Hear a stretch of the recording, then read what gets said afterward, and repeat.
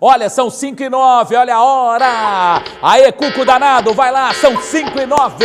É uma segunda-feira, estamos abrindo mais uma semana, para muitos é uma semana mais curta, né, em função dos feriados, agora é na quinta-feira, muitos emendam na sexta, mas estamos abrindo mais uma semana e eu quero a sua opinião pelas redes sociais. Eu já tenho ali a Tainá, uma de nossas colegas de retaguarda, já me separou algumas mensagens que vêm do Brasil inteiro, da Bahia, de Santa Catarina, do Rio de Janeiro, interior de São Paulo. Já vou registrar algumas mensagens, falar seu nome, falar de sua cidade, a vocês que nos enviaram comentários em relação ao nosso Olha a Hora, muito obrigado. E as redes sociais, vocês sabem, Twitter, Instagram, Facebook, e-mail e WhatsApp, já, naquela tarja vermelha que passa aqui embaixo, nós estaremos novamente mostrando como vocês podem, via redes sociais, entrar em contato com a gente, tá? Bom, vamos falar de um assunto que chamou a atenção desde sábado por volta de 3 da tarde. O assunto Ana Hickman. Aliás, minha colega Ana, com ela trabalhei, muito respeitosa, e nessa hora todo mundo é bacana, não. Tem muito pilantra na profissão. Tem muito colega que não vale absolutamente nada, mas a Ana Hickman é extremamente decente e educada com seus colegas de trabalho. Eu sou uma prova viva do respeito que a Ana tem por mim, e quando trabalhamos juntos na época de Record, por quase 7 anos, sempre é extremamente respeitosa. Todo mundo sabe, um fã, não é? Fã ele é, mas... Olha, daqui a pouco um médico vai estar, um psiquiatra aqui nos estúdios. Aparentemente esse moço, até pelo histórico, pelo comportamento, com problemas e distúrbios, né, psiquiátricos. A gente vai falar disso já, jogar esse assunto para frente, desdobrar o tema. Mas a verdade é uma só. É uma situação que deixa tudo e todos apavoradíssimos, não é? Por isso, nós vamos a Belo Horizonte, ainda com o assunto Ana Hickman, são 5 da tarde, 11 minutos, olha a hora, olha a hora, olha a hora. Vamos à porta da delegacia que apura, que investiga este caso, Delegacia de Homicídios de Belo Horizonte, lá Minas Gerais. Vem cá, por favor. Rodrigo Cabral, boa tarde para você. Fato acontecido, fato que teve um desfecho trágico sob todas as maneiras. O que a gente atualiza, anda para frente nesse caso a partir de agora. Boa tarde a você. Boa tarde, Fatioli, boa tarde a todos ligados no Olha a Hora. Pois é, a Polícia Civil de Minas Gerais dá sequência às investigações, várias pessoas já foram ouvidas na noite de sábado, no domingo, e as investigações continuam. A polícia trata o caso como legítima defesa. Eu estou aqui com o delegado que está à frente destas investigações, o Flávio Grossi, que vai dar mais detalhes para a gente a respeito da apuração de tudo o que aconteceu no hotel na Zona Sul de Belo Horizonte na tarde deste sábado. Boa tarde, delegado, bem-vindo ao Olha a Hora.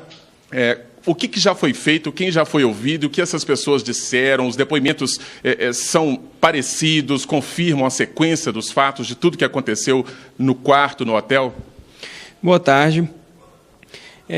Desde o início das investigações, né, que a gente começou no local de crime, com a perícia, com os investigadores fazendo aquele contato social com os envolvidos, tudo se desenrolou no mesmo sentido, sempre com a mesma cadência. A gente indicando uma legítima defesa. Sempre foi traçado nesse sentido, e as provas que a gente vem colhendo de lá para cá, vem confirmando o que a gente conseguiu já de início. O que essas pessoas disseram no depoimento, a dinâmica, digamos assim, do crime, de tudo o que ocorreu, desde o corredor do apartamento até dentro do quarto? Olha, o Gustavo, tudo começou pela abordagem do Gustavo. Cunhado da Ana Hickman. O cunhado da Ana Hickman. Ele foi abordado na saída do quarto, levando as malas já para a Ana Hickman ir para um evento. Tomado de assalto, ele foi obrigado a abrir a porta do quarto, onde estava a Giovana e a Ana Hickman. Giovana, mulher do Gustavo, que é assessora da Ana Hickman. Exatamente. Após algum tempo de debate, os três em posição assentaram de frente para a janela, de costas para o executor, e ele ficou falando várias vezes palavras de baixo nível, pedindo que ela assumisse aquele relacionamento, ou seja, ele demonstrava, ele queria que a Ana Hickman assumisse um relacionamento que ele acreditava existir. E aí, na sequência, houve, inclusive, luta corporal. Ele disparou O objetivo dele era matar a Ana Hickman. Primeiro disparo, aliás, o primeiro disparo foi por parte do executor em direção a Ana Hickman, mas houve um desvio e pegou na Giovana. Nesse momento, o Gustavo conseguiu levantar, realizar uma contenção passiva ao agressor e pediu que as duas se retirassem do quarto. Rapidamente, elas se retiraram com o apoio de um segurança que estava próximo e do maquiador, o Júlio, e a porta se fechou. Os dois entraram em luta corporal. Houve um primeiro disparo, ainda com os dois em pé. Gustavo conseguiu derrubar o Rodrigo. O Rodrigo caiu no chão, bateu a cabeça, e o Gustavo caiu em cima dele. Ocorreu uma contenção passiva. O Gustavo segurou o braço, segurou o revólver e pediu para que ele largasse. Por várias vezes insistiu que ele largasse. O agressor, não satisfeito, relutou, tentou medir forças ali e falou que não largaria, e não demonstrou possibilidade de largar. Em um certo momento, o agressor conseguiu se desvencilhar e tentar virar o revólver. Nesse momento, o Gustavo abraçou a mão do agressor e, com o dedo do agressor no gatilho, conseguiu colocar o dedo no gatilho e efetuar o disparo. E isso caracteriza a legítima defesa? Não só isso, mas todo o contexto de luta, o contexto dessa agressão ilegítima realizada, tudo isso vem indicando que houve uma legítima defesa. Lógico que há um trabalho pericial a ser feito ainda, a ser aguardado, que já está sendo feito, mas tudo é nesse sentido. Nós temos, inclusive, aqui, Fatioli, com a arma do crime, a arma que estava com o agressor, que acabou sendo morto, inclusive com marcas de sangue aqui e alguns projéteis. Eu queria que o senhor falasse desta arma, se já se sabe a procedência, ela está com a numeração raspada. Bom, isso aqui é um 38, está bem impregnado de sangue, como pode ser visto, o que é condizente com o relato do Gustavo. É uma arma raspada, que nós vamos realizar, eu vou solicitar um exame metalográfico para tentar descobrir o número aqui dessa arma e aí na cadeia sucessória de acontecimentos eu tentar entender de onde ela veio. Interessante que é uma munição 38 SLP, ou seja, uma munição especial com maior carga propulsora, com mais força. Fatioli, o delegado Flávio Grossi está na sua escuta. Sim, oportuna a entrevista e já antecipo, viu, doutor Flávio, extremamente esclarecedora. Boa noite ao senhor, muito obrigado, boa tarde, aliás, por nos atender. Me chamou a atenção de um elemento que até então, pelo menos eu não tinha o conhecimento, que surge na cena do crime ou da situação. Esse segurança do hotel, em qual momento que ele estava, por exemplo, no corredor, eu não tinha ainda ouvido relatos desse outro elemento, no caso segurança. Doutor, quero que o senhor fale dessa figura ou dessa presença, por favor. Na verdade, quando o Júlio, que é o maquiador, ele observou que havia algo de incomum, ele acionou a segurança do hotel. Este segurança presenciou Mas ele não estava no quarto, Hickman. Júlio, né? Não, o Júlio estava atrás da porta, escutando os eventos, exatamente, ele esperando para realizar o seu trabalho. Ele não demorou, agora estou também me lembrando desse detalhe, ele até chegou a gravar, não é? Por alguma distância, enfim, no corredor, porta fechada ou entreaberta, enfim, ele chegou até a gravar o começo do relato. Ele, lógico que é uma situação que eu peço a sua opinião como um profissional da área de segurança. Ele, de repente, esses minutos que ele ainda ficou por gravar, por tentar ouvir o que acontecia lá dentro, se de repente ele tivesse já de imediato acionado a segurança, poderíamos ter tido um outro desfecho no caso. Lógico, não é adivinhação, mas a sua experiência diz o quê, doutor? Ele não entendeu o que estava acontecendo. No depoimento ele foi bem claro. E é uma situação extremamente peculiar, não é algo corriqueiro, Então ele não acionou anteriormente porque ele achou que era uma discussão comum de casal ou algo desse tipo, que logo ele seria acionado para realizar o trabalho. Correto, tá. Só quando ele ouviu que os xingamentos foram se aumentando, quando ele ouviu o pedido de colocar os três em posição praticamente de abate, vamos dizer assim, de execução, porque virar de costas para o atirador na posição de execução. Aí sim ele entendeu o que estava acontecendo. E imediato ele pediu ajuda. Tá, doutor Flávio, nessas palavras faladas ou frases faladas pelo rapaz, tinha um fundo, uma tendência sexual ali.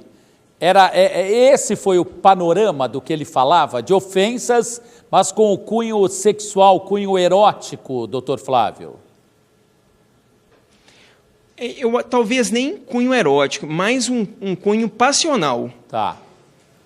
A formação para ele era muito importante, a formação daquele relacionamento, a assunção, né, assumir aquele relacionamento para ele era algo muito importante. A gente consegue enxergar essa parte...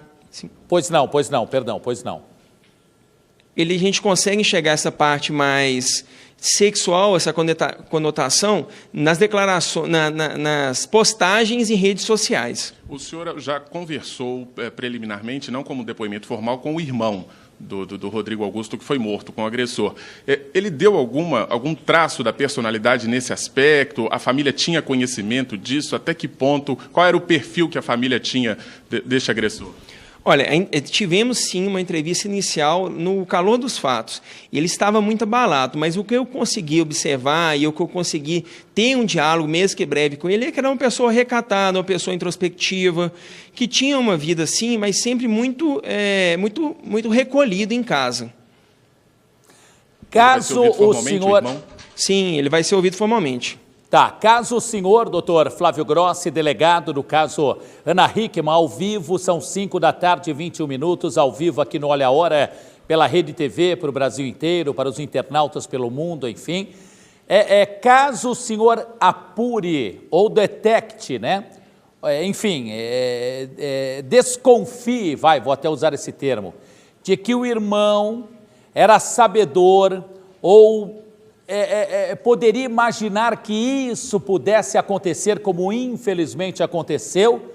O irmão pode ser alvo de uma investigação, de algo mais levado às leis brasileiras, doutor Flávio, ou não? Isso é descartado por completo?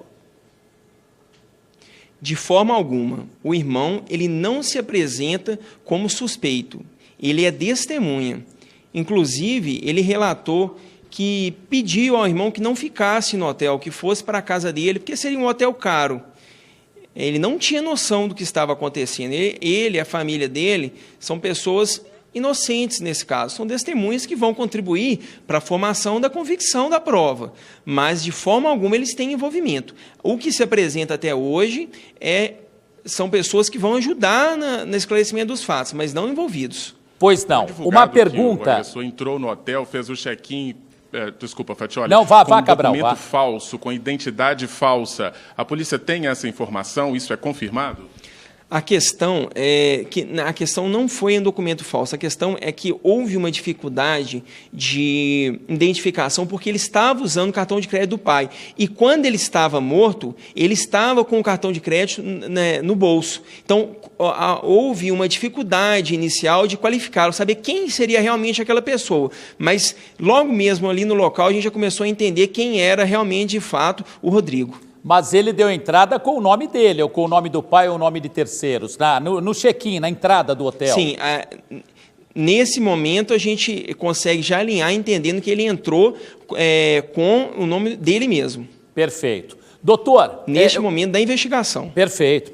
O senhor já respondeu na pergunta, aliás, pertinente do Rodrigo Cabral, mas me permita insistir, até para que as pessoas que estão em casa, você que nos assiste agora no Olha a Hora, para que todos possam entender ainda mais, né? Então, eu vou repetir uma pergunta que o Rodrigo já fez, mas com a necessidade jornalística para que vocês que estão nos assistindo possam entender ainda mais a situação.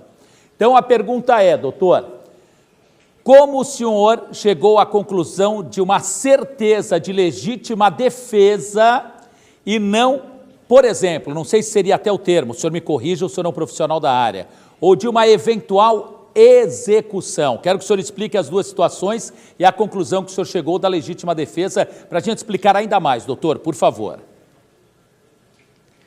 Bom, primeiro eu queria ressaltar que eu não sou advogado de nenhuma causa. Lógico. Sou um jurista, sou o primeiro garantidor, o primeiro juiz de uma causa que foi me dada. Sim. A análise do contexto, do quarto, aos quais os peritos me passaram, os disparos que foram feitos, a quantidade de disparo, os depoimentos condizentes, enfim, tudo foi muito certo, tudo muito direcionado para uma legítima defesa. Uma reação justa que o Gustavo fez em desfavor do Rodrigo, que se lançou claramente com a vontade de matar. Tanto queria matar que ele resistiu até o último momento em entregar a arma, mesmo com o Rodrigo com a resistência passiva. Aliás, com o domínio passivo do agressor. Enfim, eu não tenho dúvida que, até esse presente momento, a legítima defesa ficou configurada. Pois não. Podem ocorrer outras coisas? Podem vir outros assuntos, aliás, outros conteúdos para a perícia? Sim, podem. Mas eu não acredito que sejam muito diferentes do que foi relatado, mesmo porque eu tive, nossa equipe, os escrivães, os investigadores, todos tiveram muita cautela, todos entrevistaram separadamente, foram ouvidos em cartórios separados, e a verdade é única, ela pode ter vários pontos, vários ângulos, mas a verdade ela é única. Diante dessa tese de legítima defesa, o que vem pela frente agora? É como um outro crime qualquer? Processo, Ministério Público, Justiça? Como fica, no caso, para o Gustavo, que acabou matando o agressor em legítima defesa, como fica a situação para ele no devido processo legal? Bom, eu tenho prazo regulamentar legal de 30 dias para terminar esse inquérito. Eu acredito que as perícias, tudo que é necessário a ser feito, o trabalho investigativo da nossa inspetoria, seja realizado nesses 30 dias. Vou remeter ao Ministério Público, né, via judiciário, e eles vão opinar quanto ao meu pedido. Eu acredito que o legítimo defesa vai ser reconhecido, porque é fático e é jurídico o que aconteceu. Sendo reconhecido, é arquivado? Como que funciona? Sim, é um arquivamento, sim, com reconhecimento, e não se prossegue no processo. Agora, doutor, uma outra pergunta da minha parte, que é a seguinte, hein? É uma questão minha muito pessoal, que eu, desde o sábado à tarde, acompanhando esse fato, essa ocorrência, penso, como a gente fala na gíria, com os meus botões. A possibilidade, vou até olhar para cá para ficar mais direto, mais frontal, com principalmente quem nos vê e com o próprio doutor também, que nos ouve e nos vê, né? A possibilidade, eu estou falando em possibilidade, e como um jornalista, como um relator de fatos, eu também, da mesma maneira, em relação a um determinado fato, eu penso e levanto e quero esclarecer ao máximo todos os detalhes que cercam o fato, principalmente uma ocorrência policial como essa. A possibilidade de que uma outra arma estivesse, uma segunda arma, na cena do crime, no quarto do hotel, ela inexiste, doutor Flávio? Inexistir é forte, mas a probabilidade é baixíssima. O local foi bem preservado, o trabalho inicial de preservação foi bem feito, a perícia foi bem feita e nada foi constatado. Disparos a mais do que eu tenho relato e que a maioria das pessoas tem, não existiram. A perícia já me passou isso. Então, pouco provável.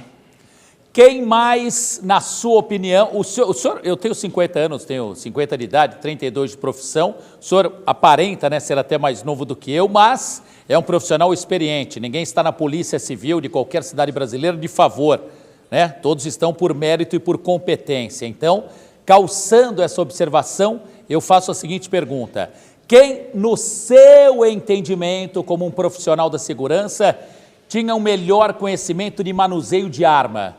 O rapaz que veio a óbito, fã, ou o cunhado de Ana Hickman? Olha, é uma pergunta subjetiva. O revólver, ele é de fácil manuseio, não demanda muito conhecimento, é municiar e apertar o gatilho. Agora, que o Gustavo foi extremamente corajoso e quase um herói, né, na verdade, nessa situação. Sim. É inegável. Ele atuou de forma muito serena, e vou ser muito sincero com você. Você ter a tranquilidade de pedir para ele largar o revólver antes mesmo de efetuar o disparo, para mim, ele foi até moderando a força da reação da legítima defesa, para posteriormente realizar o disparo. Ou seja, ele moderou a defesa, ele pediu, ele fez a contenção, ele agrediu, ele pediu para soltar, para só depois realizar o disparo. Ou seja, ele foi muito feliz nessa situação. O agressor mirou para acertar a Ana Hickman e acabou acertando a Giovana, foi isso? Pela mecânica que tem sendo descrita, é isso mesmo. O Gustavo relatou ao senhor, até é um complemento da pergunta que eu fiz ao senhor. O Gustavo, ele tem conhecimento no manuseio tem curso, por exemplo, de atirador? O que ele tem de conhecimento, já que agiu, como disse o senhor, e se o senhor é um profissional da área, é lógico que a gente leva muito em conta, ele atuou com muita frieza, né? É um iceberg, até coloco para que as pessoas possam entender. Ele tem conhecimento ou não? Olha, eu acredito que não. Dentro do depoimento, ele não relatou nenhuma prática com uso de armamento, não. Mas, repetindo, o revólver ele é de fácil uso. Não teria dificuldade. Mas o que se destaca mesmo foi essa tranquilidade em progredir no uso da força. Em nenhum momento ele simplesmente pegou e executou. Não, ele fez a contenção, ele entrou em luta corporal, ele pediu que aquela agressão parasse, e só depois ele teve, quase que obrigado a realizar o disparo. E aí eu reforço até a legítima defesa, até progressiva mesmo. Foi perguntado para o Gustavo se ele já tinha tido contato com alguma arma? Boa. Ele não relatou, na verdade ele não relatou nenhum esse tipo de evento. Mas foi perguntado? Sim, eu fiz uma pergunta informal para ele. Pois não. Doutor, além do irmão do rapaz, quem mais da família o senhor pretende, vai ouvir ou não vai mais interrogar ninguém da família? Bom, é fundamental a oitiva da Giovana. Temos que esperar, né, a melhoria de condição de saúde dela para realizar a oitiva, ou no hospital ou aqui próprio mesmo na Polícia Civil. Meus investigadores já foram no local e já realizaram uma entrevista informal. E agora eu estou esperando aí uma melhora para a gente conseguir fechar as oitivas que faltam e só esperar as provas técnicas mesmo. Pois não. Perguntar eu pergunto, doutor, porque é minha obrigação. O senhor responde se quiser e se é viável, né? Nesse depoimento informal, o senhor poderia, nesse instante, 5h32, ao vivo aqui na Rede TV, revelar algo do que Giovana falou? Pode, não pode? Fica com o senhor. Não, a situação é muito tranquila, é o que eu já repeti várias vezes. A verdade, ela pode ter alguns viés, alguns ângulos, mas ela é uma só. Ela falou a verdade no ângulo dela. O que aconteceu? A agressão, a posição, enfim, o que aconteceu. Algo que tenha surpreendido o senhor do que ela disse informalmente nessa primeira... Não. Pois não. Esse doutor, caso, apesar de ter sido um... Pode falar. Sim. Apesar de ter sido um caso de grande repercussão, por próprio evento da Ana Hickman, enfim, ele é um caso relativamente simples. Por quê? Ele não exigiu muita... Por quê? Porque ficou extremamente latente a defesa. Não houve uma dúvida quanto à atuação do Gustavo. Então, o reconhecimento da legítima defesa foi algo muito simples. Tá, doutor, mais uma situação. Eu falei da minha idade, falei de quanto tempo tenho de profissão, me permita, né? Quanto tempo o senhor tem como delegado, como homem garantidor? Aliás, achei muito interessante esse termo da justiça. Aqui no DHPP, sempre na Polícia Civil, 3 anos. 3 anos, perfeito. Eu tenho ouvido muito, daqui a pouco nós vamos receber um especialista, um médico psiquiatra aqui nos estúdios para a gente analisar o comportamento desse rapaz, enfim, para a gente para a gente esclarecer ainda mais pessoas que tenham esse comportamento, um gesto ou jeito similar. Mas isso é uma questão para o médico que aqui já está nos estúdios. Mas antes eu pergunto ao senhor, nesses anos como delegado, porque tem me chamado a atenção que psiquiatras e psicólogos têm falado, que mais do que a gente imagina, essas situações são comuns ou muito comuns. Com o senhor já atendeu, já comandou investigações em situações semelhantes? Olha, Bom, 3 anos, mas 3 anos só com homicídio. Sim, entendi. São muitos homicídios que eu já trabalhei e venho trabalhando, né? Sim, já casos similares, mas o que chama a atenção, principalmente, não é a arquitetura do crime, como ele foi montado, como ele foi planejado, a forma de abordagem. Foi muito bem feito, ele teve a cautela, a calma de abordar no momento certo, de estudar o local, de chegar com antecedência, é algo realmente cinematográfico. Alguma possibilidade de alguém ter facilitado o acesso dele ao hotel, ao andar onde a Ana Hickman estava hospedada? Alguma possibilidade nesse sentido? Não. Não trabalhamos com essa possibilidade, ele realmente agiu sozinho.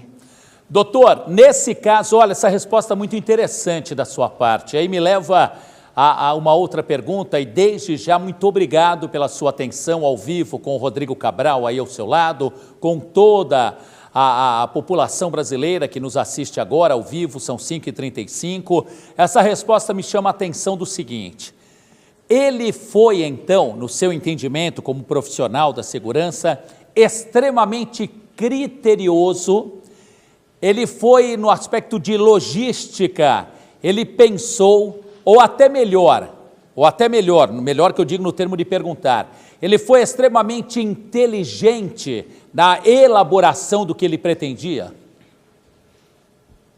Foi, não tem dúvida nenhuma. Veja bem, ele é da cidade de Juiz de Fora, sim, cerca de 3 horas daqui de Belo Horizonte. Ele organizou, antes disso, ele adquiriu uma arma. Posteriormente, ele comprou uma passagem. Se informou a data e o local que a Ana Hickman estaria. Se hospedou no hotel com antecedência. Acredito eu que observou os passos da Ana Hickman e da sua equipe. E só aí ele partiu, né, para o assalto, né, partiu para o avanço e para render o Gustavo. Ou seja, além de observar, ele teve a frieza do momento certo. Então, foi um caso peculiar, com certeza. Há informação, inclusive, Fatioli, que ele tentou se credenciar para o evento que a Ana Hickman participaria aqui em Belo Horizonte. Meu Deus, Cabral, essa notícia é uma notícia nova, hein? Essa é uma notícia nova dessa tentativa dele se credenciar para o evento que a Ana estaria participando. Doutor, sem abusar, mas como eu digo, eu sou pago para perguntar. O senhor responde se quiser e se puder. Esses outros casos semelhantes em anos, como um homem da polícia, lógico que o senhor não vai citar nomes, óbvio que não, mas como que o senhor poderia nos contar, se é que pode, de outros casos que o senhor chefiou as investigações, a apuração de fatos, como foram outros casos, entre aspas, semelhantes, doutor Flávio? Olha, é muito interessante observar que havia um quê passional nesse crime entre a Ana Hickman e o agressor, né, o fã. Não existia de verdade um relacionamento, mas para ele existia. Nós podemos enxergar em vários crimes passionais esse tipo de evento, vários. É muito comum, principalmente de homem em desfavor de mulher. Quase que corriqueiro esse tipo de homicídio. Mas não com essa tramóia, né? Não com esse tipo de montagem. Geralmente é algo muito emotivo, muito rápido, muito montado na situação, mas arquitetado dessa forma não há. A Ana agiu errado, ela, o Alexandre marido, toda a sua assessoria, eles agiram errado quando, ouvi até a entrevista da Ana ontem, quando 6 meses para trás, estamos em maio, né? Quando lá para novembro, outubro, eles decidiram bloquear, né? A Ana disse que ela própria, né, decidiu bloquear o acesso desse rapaz às redes sociais pelo conteúdo, pelo que ele escrevia, enfim. Eles erraram, como outras pessoas, de repente, pelo Brasil afora, já podem ter vivido, e infelizmente deveriam ou devam ter vivido a mesma situação, de não procurar a polícia imediatamente. O que o senhor orienta pessoas nesse sentido com situações semelhantes, doutor Flávio? Qualquer tipo de ameaça, quando a mulher, enfim, ou um homem mesmo se sente ameaçado, é interessante sempre procurar a polícia para evitar que algo mais grave ocorra. O registro já é uma forma de se defender, sem forma nenhuma, é extremamente importante. Não só bloquear a pessoa como eles fizeram, mas imediatamente levar o caso. Lógico que o senhor é um delegado de homicídios, não é o delegado de crimes contra a internet, não é? Mas o senhor aconselha, né? Sugere, orienta, melhor dizendo, né? Que imediatamente, ato contínuo a uma situação, a pessoa que se sentir ofendida ou ameaçada procure a Delegacia de Crimes contra a Internet, por exemplo. Com certeza. Aqui em Minas, a Polícia Civil de Minas Gerais possui esse tipo de delegacia especializada nesses assuntos. É o ideal procurar realmente um local especializado para até há uma possibilidade técnica de rastrear quem fez de fato, né? Não só as informações virtuais, mas informações reais de quem realizou aquele tipo de agressão. Pois não. Doutor Flávio, eu vou lhe pedir uma gentileza, se possível, sei que o senhor deve estar atarefado com essa situação e outras também, outras ocorrências, mas nós vamos agora trazer uma reportagem repercutindo outros casos com celebridades, com pessoas públicas. Eu tenho aqui nos estúdios, e já vai bater um papo comigo, um médico psiquiatra, e aí eu voltaria com o senhor ao lado do Rodrigo Cabral, se possível, sem exagerar, sem tomar muito seu tempo, mas, por favor, doutor, está sendo fundamental, oportuníssima, esclarecedora e em altíssimo nível a sua participação, dignificando a Polícia Civil de Minas Gerais. Pode ser, doutor? Com certeza, estamos à disposição. Muito obrigado, já eu volto com o Rodrigo Cabral. Olha, são 5h40. Quero deixar claro uma situação. A todos vocês que nos veem pelo Brasil inteiro, e o Brasil inteiro nos vê, graças a Deus, e muito obrigado, né? Nós estamos repercutindo de maneira jornalística essa situação. Sei e tenho certeza com o RBN Sonoro que muitos devem estar falando, ou até falaram no começo do programa, até falaram às 5h quando a gente abre aqui o Olha a Hora. Pô, esse caso outra vez? Por favor, aqueles que estão arrependidos do que falaram, concordo com vocês mesmo, porque estamos tratando de maneira extremamente jornalística, em alto nível, esclarecedora e sem chover no molhado ou pingar sangue onde já pingou, tá? Só para deixar clara essa situação, porque é o jeito, Olha a Hora, o jeito Rede TV de ser. Sempre falei e repito, aqui não é um programa policialesco e muito menos policial, mas fatos policiais que chamam a atenção, gente, eu sou pago pela Rede TV para noticiar, nunca vou poder esconder ou sonegar informação. Então é nossa obrigação falar desse caso de repercussão nacional. E sei também, só antes de chamar o VT, que muitos vão falar, porque foi Ana Hickman, se fosse o Zezinho dali, a Mariazinha, não. Esse caso envolvendo sim Ana Hickman, uma personalidade, uma pessoa pública nacional, chama mais a atenção. E em função de chamar mais a atenção, é que estamos tratando o caso para servir de orientação a tantos homens e mulheres que infelizmente vivem ou viveram já uma situação semelhante, parecida ou com detalhe semelhante a esse. Por isso que ouvimos o delegado e já o doutor Eide Lobo Ribeiro, médico psiquiatra forense aqui de São Paulo, um importante profissional da área, estará aqui para explicar por que as pessoas se comportam assim? Como podemos, de repente, detectar num relacionamento nosso, caramba, na nossa família, alguém próximo, pessoas com diferença de conduta, de postura, que até ontem eram assim, agora são assado, vai? Tudo isso, um médico vai nos explicar com o jeito jornalístico. Só para deixar claro, senão, nem contem comigo aqui. É o jeito Rede TV e Olha a Hora de ser, tá? Vamos agora relembrar outros casos de personalidades públicas, casos semelhantes a esse de Ana Hickman. São 5h, 43 minutos ao vivo. Olha a Hora para todo o Brasil, pode mostrar, vai. Ameaças, perseguições, agressões. Os casos de fãs que atacam ídolos não são tão raros.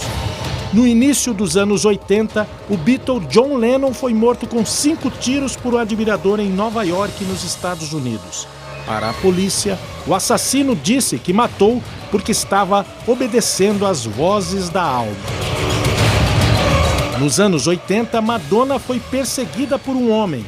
Robert Dewey dizia que iria cortar a cabeça da artista se ela não aceitasse ter um caso com ele. O homem foi condenado a 10 anos de prisão. Rihanna também foi perseguida por um homem que atirou um objeto na perna dela e foi preso.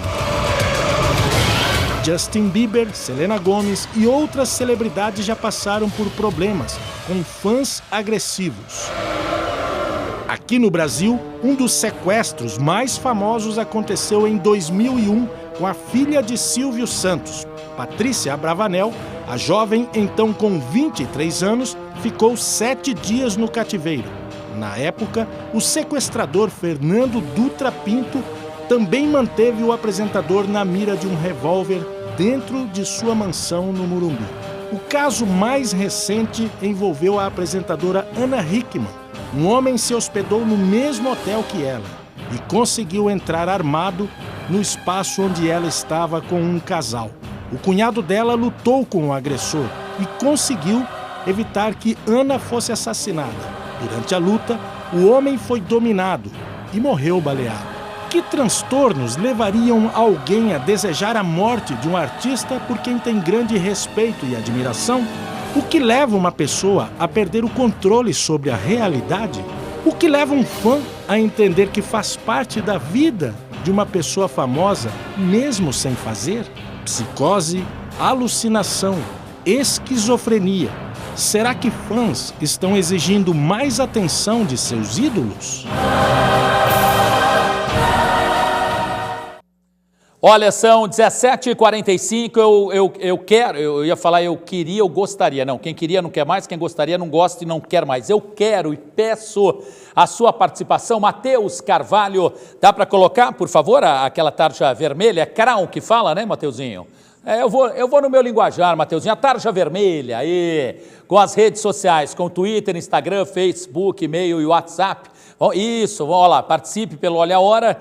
Mande seus comentários, por favor, eu quero a sua observação. Aliás, deixa eu ler aqui antes do nosso entrevistado. Franklin Costa, de 1 a 10, dou 1000 ao programa. Ei, Franklin, muito obrigado, hein? Lourival Lemos, de Mafra, Santa Catarina. Alô, Lourival. Olha, aqui em nossa cidade, todos estamos vendo Olha a Hora, você é incrível, adoramos o programa, um grande abraço. Obrigado, Lourival Lemos, de Mafra, Santa Catarina. Boa noite, Fatioli, parabéns, notícias sem sangue, graças a Deus, meu irmãozão. Ah, mas e agora? Não, é um fato que chama atenção, mas sangue não vem que não tem, que aqui não tem, hein? Sou seu fã, obrigado, Ivan Edson, de Itaoca, São Paulo. Alô, Ivan Edson. E ainda um colega que é do Rio Grande do Norte. Olha, eu estou ligado no Olha a Hora. Fatioli, seu programa está de parabéns. Ele é um cantor evangélico, Tony Andrade. Alô, Tony Andrade, cantor evangélico lá do Rio Grande do Norte. E obrigado, Marcos do Rio Pequeno, aqui em São Paulo, nos parabenizando pelo programa. Obrigado, Marcos, Rio Pequeno, bairro aqui da Zona Oeste, né? O Rio Pequeno, né, Pitico, né? Muito obrigado, um abraço grande a todos e eu quero a sua opinião via as redes sociais. Por favor, o que vocês pensam desse caso que aconteceu, né? Dr. Eldi Lobo Ribeiro, é um médico psiquiatra forense, ele é um diretor médico de uma empresa, ele atua como diretor clínico e técnico de um hospital em São Bernardo do Campo, enfim, é um profissional voltado a essa área. Doutor, boa tarde ainda, muito obrigado, hein? Boa tarde, Fatioli, estamos à disposição para contribuir com esclarecimentos para a comunidade. E o senhor viu bem o que eu falei antes de trazê-lo, né, até fazendo um link entre o delegado e o senhor, que esse é o nosso jeito aqui, né, da gente esclarecer, não é fazer onda por onda aqui, pelo amor de Deus, é esclarecer. Então não é nem o termo aproveitar, mas em função deste fato repercutir um alerta às pessoas. Primeira pergunta, nessa câmera aberta, por favor. Como a gente identifica uma pessoa com um comportamento como esse rapaz teve antes de fazer a bobagem que pretendia e com a tragédia, com esse desfecho? A gente identifica tanto pelo histórico do indivíduo, ou seja, se ele já tem esse comportamento de maneira repetida, também o fato se tem ou não o uso e abuso de álcool e drogas, como também das suas condutas se são exageradas a ponto de chamar a atenção daqueles que estão na convivência com ele. Este rapaz, pelo menos até agora, não tinha convivência com álcool nem com drogas. A família, nos depoimentos, garante que era um rapaz muito correto, que não tinha esse envolvimento, tinha até uma vida saudável, frequentava uma academia diariamente, não trabalhava, rapaz de 30 anos, muito amoroso com a mãe, e segundo os familiares, repito, inicialmente ou até agora preliminarmente, acima de qualquer suspeita. E aí, doutor, como que a gente descobre então? Fatioli, a maioria dos jornalistas tendem a achar que as pessoas que participam, que são autores de crimes graves, necessariamente tenham um adoecimento e uma perturbação mental. E não, muito pelo contrário. Os autores da maioria absoluta dos crimes de diferentes gravidades, eles não apresentam absolutamente nenhuma doença mental daquilo que nós caracterizamos como correspondente antigamente à loucura. Não entendi, quando não entendo, pergunto novamente. O senhor está informando, não é? Lógico, como profissional da área, que em boa parte ou em algum número, né? E o senhor vai me dizer se são muitos ou poucos os números ou os casos, são pessoas absolutamente normalíssimas que podem cometer uma atrocidade como essa que ele pretendia cometer? Sim, Fatioli.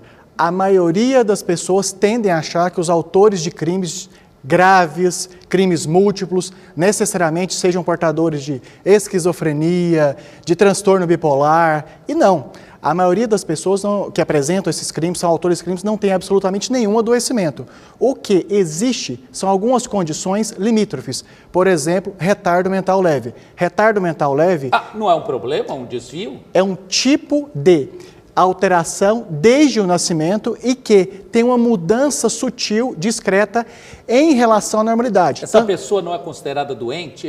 Veja bem, me corrija, fique à vontade. Eu pergunto do meu jeito, que eu falo que é o jeito fatiolesco de ser, e ainda mais numa área médica, clínica, eu falo que cada um no seu quadrado, né? Então, com absoluto respeito, e é por isso que o senhor está aqui, óbvio, como profissional renomado que o é. Mas a pessoa não é doente, fala do meu jeito, não se, pelo amor de Deus, não se sintam as pessoas pelo Brasil afora de repente ofendidas, tal. Não é uma pessoa doente essa? Os portadores de retardo mental leve, ou seja, são pessoas que apresentam alguma dificuldade escolar e algum nível mínimo de interpretação errônea da realidade, de onde, por exemplo, possam, alguns deles, viverem uma fantasia amorosa, buscar pela realização e na inviabilidade, na impossibilidade de conseguir aquele resultado, agirem de maneira agressiva e vingativa. São 5 da tarde, mais 51 minutos, doutora Eldi Lobo, falei direitinho, né? Sim. Lobo Ribeiro está aqui com a gente, médico psiquiatra forense aqui de São Paulo, importante profissional. Ele vai responder na sequência como vocês, digo vocês brasileiros e brasileiras que nos assistem, aqui por favor. Ele vai falar a vocês que de repente desconfiam, e aí ele que vai nos explicar, que tenham na família pessoas com comportamento duvidoso, não sei se esse é o termo, pessoas que de repente agiam de uma maneira A, até ontem, hoje já passaram a ter comportamento B, ou de repente alguém em sua família que não tinha um namorado ou uma namorada passou a ter e mudou drasticamente, radicalmente de postura. O que a gente deve fazer? Como poderemos ter a certeza de que essa pessoa mudou de repente para pior, o que seria péssimo? Tudo isso o doutor vai falar na sequência. Doutor, venha para cá, por gentileza, fica aqui ao meu lado, à minha direita, e vamos olhar aqui, ó, por favor, aquele monitor, porque nós voltamos, pode vir mais, por favor? Isso aqui, doutor. Nós voltamos a Belo Horizonte, são dois profissionais, o senhor e o delegado doutor Flávio, que o Rodrigo Cabral, que é esse nosso colega, que o senhor já acompanhava, não é? Na delegacia de homicídio, traz mais detalhes. Vamos lá, Cabral, e também fique à vontade, caso queira perguntar ao doutor Eldi, que está aqui em nossos estúdios, como você está ouvindo e vendo aí direto de BH, Rodrigo Cabral. Pois não, Fatioli, eu já vou perguntar direto para o doutor Flávio Grossi a respeito do depoimento da Ana Hickman. Claro, além de tudo o que ela disse, da dinâmica do que aconteceu no quarto, do contato, do relacionamento, entre aspas, aí, com este fã, o que ela disse? A todo momento, ela afirmou que o fã agredia verbalmente, falava palavras bem fortes, tentava criar um vínculo entre dois e que ela assumisse esse vínculo. E ela sempre acalmando, pedindo para que tivesse calma, que aquilo não acontecia, o que poderia ser feito para ela se redimir. Ela tentou contornar aquela situação e reverter, né, para acalmá-lo, mas felizmente ele estava muito exaltado. Esse comportamento, doutor Flávio não, o psiquiatra que está com a gente, o doutor Flávio também vai lhe ouvir ali, é o comportamento, como que o senhor define desse moço? É o comportamento impulsivo em um momento que ele, inclusive, teve, reforçado pelo delegado várias vezes, a chance de parar com essa situação é perigosa, inclusive foi solicitado várias vezes e manteve esse comportamento agressivo, grave de assassino. Esse rapaz é uma... Não seria tolo de perguntar, é uma certeza que tem distúrbios mentais, que aqui ninguém tem bola de cristal.